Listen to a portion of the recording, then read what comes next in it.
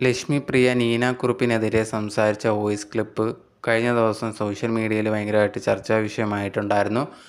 എന്താണ് കാരണം എന്നുള്ള രീതിയിലൊക്കെ ആ ഒരു വോയിസ് കേൾക്കുമ്പോൾ തന്നെ നമുക്ക് മനസ്സിലാവുന്നുണ്ടായിരുന്നു. ഇപ്പം ലേറ്റസ്റ്റ് ആയിട്ട് ലക്ഷ്മിപ്രിയ തന്നെ ഒരു ഓൺലൈൻ മീഡിയയ്ക്ക് സംസാരിച്ചേക്കുവാണ്. അതിൽ ആൾ ചോദിക്കുന്നുണ്ട്, ഈ ഒരു കേൾക്കുന്നതൊക്കെ വോയിസ് ലക്ഷ്മിപ്രിയയുടെ തന്നെ ആണോ, അമ്മ ഗ്രൂപ്പിൽ നടന്ന നിങ്ങൾ തമ്മിലുള്ള വഴക്കാണോ എന്നുള്ള രീതിയിലൊക്കെ ചോദിക്കുന്ന സമയത്ത് ലക്ഷ്മിപ്രിയ പറയുന്നുണ്ട്, അതെ, ഞങ്ങൾ തമ്മിൽ വഴക്കുണ്ടായിട്ടുണ്ടായിരുന്നു. ഞാൻ ആ ഒരു ഗ്രൂപ്പിൽ സംസാരിച്ച ഓഡിയോ ക്ലിപ്പാണ് നിങ്ങൾ കേട്ടിട്ടുണ്ടായിരുന്നത്.